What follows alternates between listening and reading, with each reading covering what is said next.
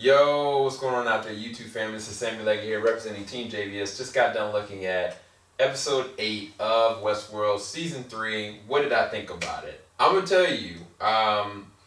In the beginning of my reaction, that you guys can check on Patreon eventually when it comes up, I had a lot of indiscrepancies when it came to the season. I felt as though when you have like an amazing actor in Jeffrey Wright that's being underutilized in his capability as an incredible, amazing actor.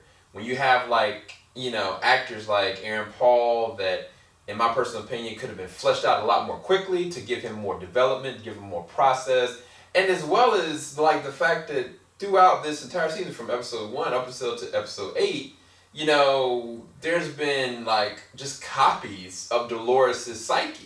Now, each one of those copies do have like psychological imbalances and they change and riff one way, left, right, or whatever. But ultimately, you really technically only had Aaron Paul, which is Caleb. You had Maeve, you had Dolores, and you had Bernard. And that's it. There's no other fleshed out characters. There are other characters that we remember, but they were either AI or fake outs or AR. And I was kind of like, where does this go from here?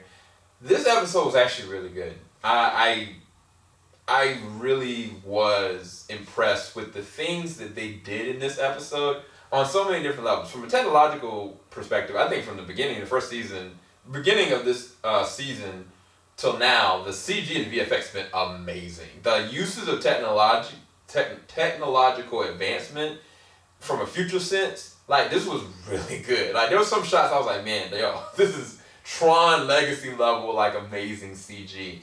But on like the small screen, which is insane.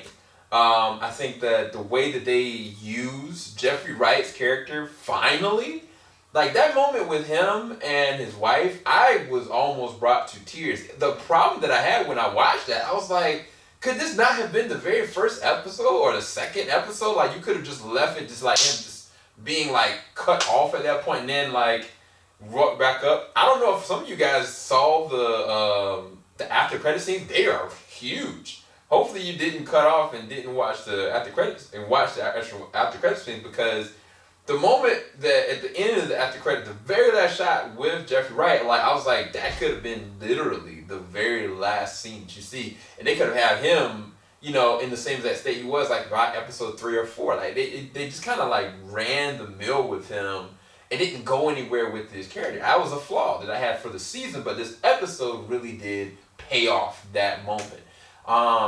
The dissection between Maeve and Dolores, I really appreciated what they actually did with Maeve's character from a progressional standpoint. Her being able to really kind of look at this and be like, you know what? Okay. Why didn't we have this conversation before? Could we have had this conversation when I was in your mind? Like, why did you wait until now? And okay, now you find out that Dolores, the whole end goal was to get hooked up. Like that was her end goal, to actually go and do it. And it's fascinating the way it all progressed. But even more so than that, that Maeve left out of this episode in complete control, in complete freedom, regardless of her issues, of this duality complex of like machines or humans.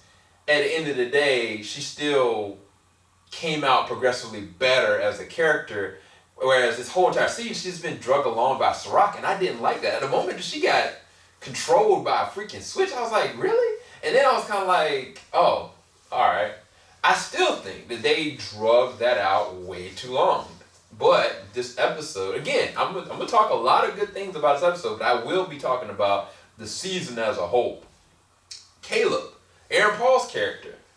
I was this whole entire time, I was kind of like, bro, like, first off, his two mercenary friends, like, granted, I love those two actors. And one of them is, of course, a pro football player. But, you know what I'm saying? Like, I was like, I don't even know who his mercenary friends are. Like, I don't have any kind of development with them at all. Now, did they step up this episode? Yes. But even with that, like, I was like, the whole entire time, I was like, yo, why are you using Caleb? What's the point? What is the actual point? You know what I'm saying? And it's kind of like this episode, did pay that off. You get to really understand, yes, Caleb went through some traumatic things early on in his past. Yes, his whole entire life was changed and corrupted by the system that put him in that state because of him being a high risk. And yes, he has this progression to violence, but at the same time, he's always been with the capacity of making a choice versus not. And I think that is very fascinating in a character study. But I feel like they should have been able to write that better. And I don't think we should have had to wait all the way until this episode to find it. But the moment that came and struck home with me was when just this small, simplistic scene that I think that they should have been paying off way earlier. I think maybe they had small glimpses of it, but I think it was this cutoff when it came to him and his best friend or whatever. And I was kind of like, they just drug that out way too long. But the moment that he was with his military friends or whatever, and like they were sitting there about to go and sexually assault these machines, and it was kind of just like they were just sitting there just like slaves.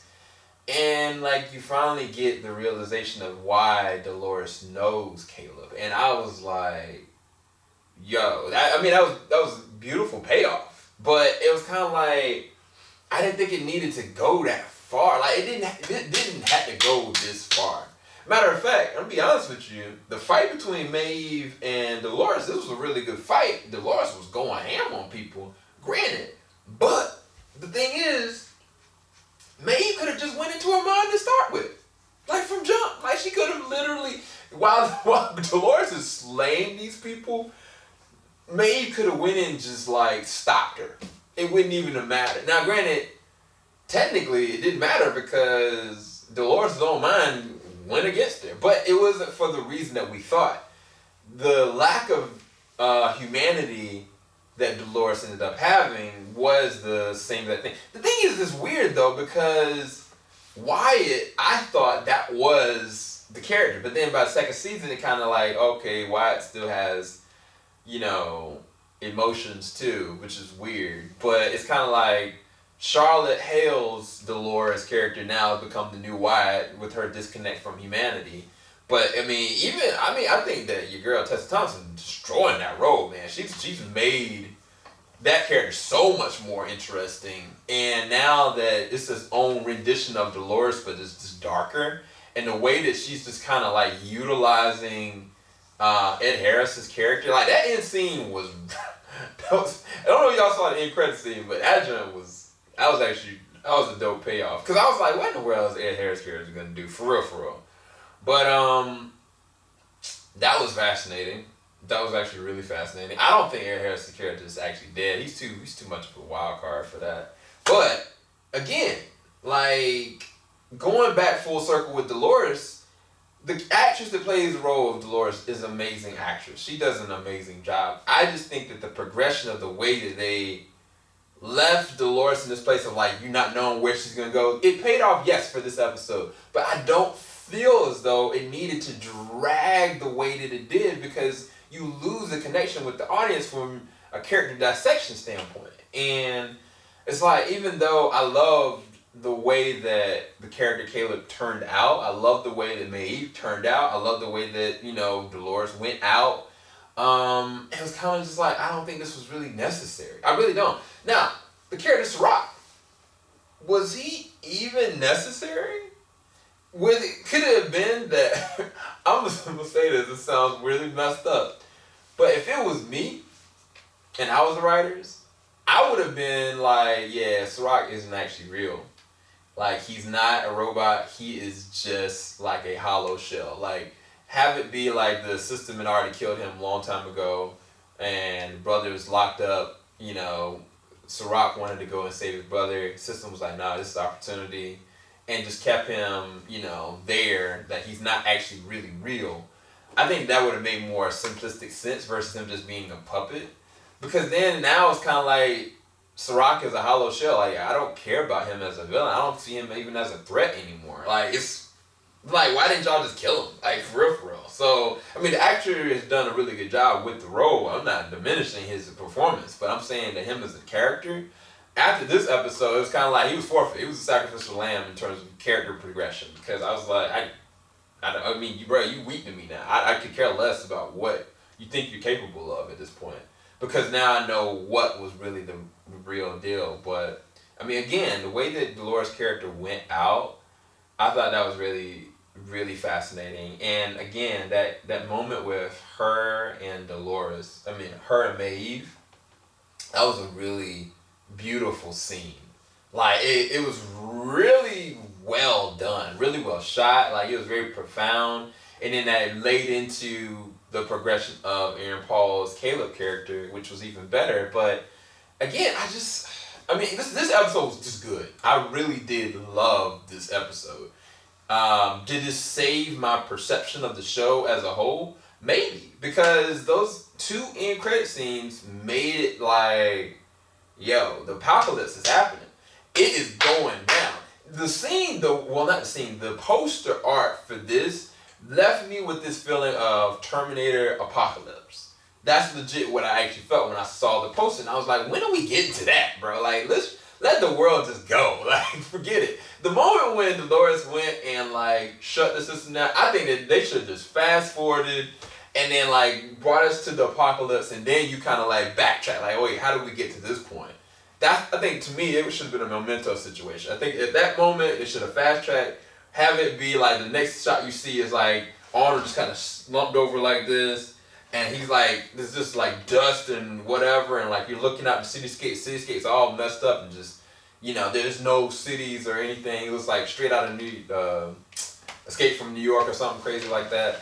And then, like, it's like, no, wait, go back. Yeah, I think that would have been doper than the way that they kind of wrote it and riveted it through. But again, I actually really enjoyed this episode. I think that everything worked the way that it actually should for the betterment of everything. And not just that, it also laid some really interesting foundations of people that can be brought back based on what Dolores said to Maeve. But either way, let me know what you think in the comment section below. If you guys did enjoy this review, I did enjoy this episode. I will be watching season 4. I will not quit the show, even though I really honestly considered it. And I think I will probably have an in-depth conversation with Jarrell. I think it's a really good conversation in the long term, I should say. But yeah, I'm going to try to see if I can go and push you out a reaction as far as on Patreon. I might open it up publicly. We'll see. Let me know in the comment section below. If you guys talk about it, maybe I will. Keep it locked. JVS, we ain't gonna stop. It's time for Rick and Morty. Peace, guys.